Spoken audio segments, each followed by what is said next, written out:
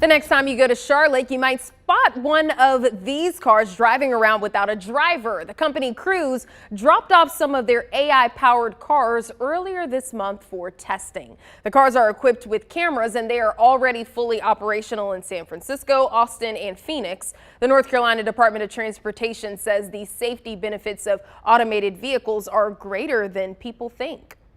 There's a lot of safety benefits that we see coming from this technology, not only in reducing the fatalities and the injuries, but also when we start looking at the quality of life for folks who are dependent upon others.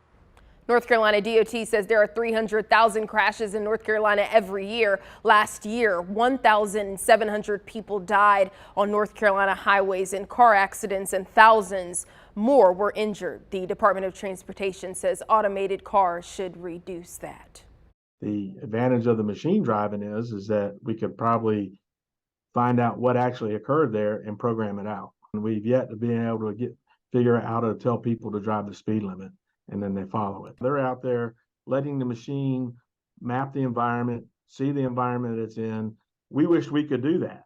I wished I could pass my experiences on to my children when they learn to drive.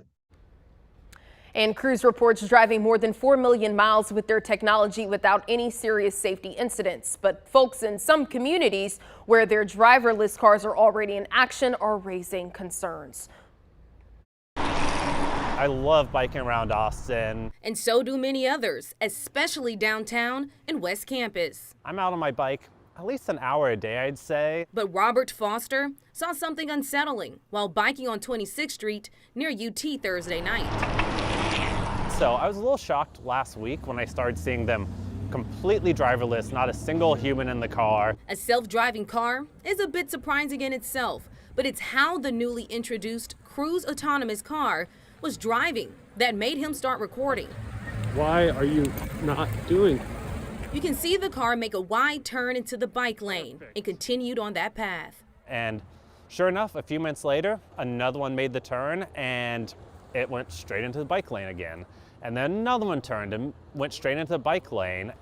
One-time mistake that happens with driving, but this seems to be something that the cars are systemically doing. Another viewer sent a similar video in downtown on Sunday, but this time it struggled to pick a lane. Them testing it on the roads when they're performing this way is frightening. Ultimately, this technology is designed to improve the lives and the safety of citizens. Last week, we spoke with the vice president of Ride Hail at Cruise. It's a rideshare company similar to Uber, except there's no human driver. In early September, Cruise started testing its driverless vehicles on Austin's roads with an actual driver. It wasn't until late December the company says it decided to allow the vehicles to drive unsupervised. A spokesperson says they plan to continue that and will open the rideshare to the public pretty soon.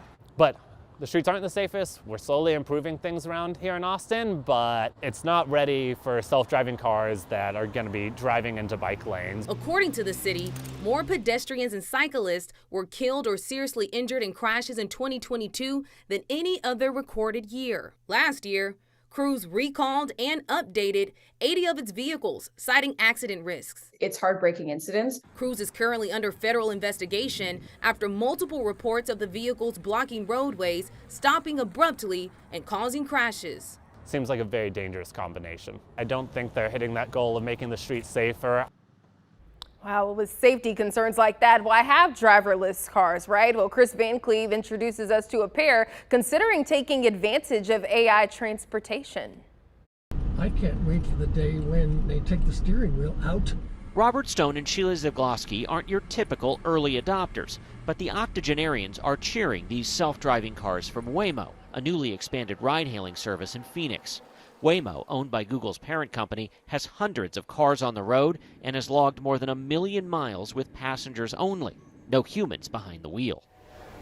It's very convenient, very comfortable. I'm 83 years old and I'm thinking about retiring from driving, and it's just a great way to go. Waymo works and costs about the same as an Uber. The ride-hailing service is seen as years ahead of its competitors in developing autonomous vehicles, with technology allowing the cars to see up to 3 football fields ahead and a track record of safe operations with only 2 minor collisions. Still, a recent survey found 68% of drivers are afraid of self-driving vehicles. And what we've seen is that people experiencing the technology really leads to people using it more and having trust. But the technology is still learning. We think there's opportunities to continue to build a better service. For now, Waymo's fleet of fully electric Jaguars are only operating in 2 cities. If you do go to a place like Phoenix or San Francisco, you can get a taste of the future, but that technology may not come to your own home city for maybe another 10 or 15 years or more even. Sheila and Robert are liking the way the future feels. You don't have any mixed feelings about the fact there's no one driving the car? That's the exciting part. Do you think you'd give up your car for one of these? Probably in the future. I'm only 87, so. Keeping her options open for a driverless future. The National Highway Traffic Safety Administration says automated cars are tested by the companies that build them. Companies have to comply with federal motor vehicle safety standards, and many are testing vehicles with higher levels of automation to make sure that they work like they're supposed to. But many experts say more work needs to be done by developers to make sure automated cars can run safety before they can hit the roads.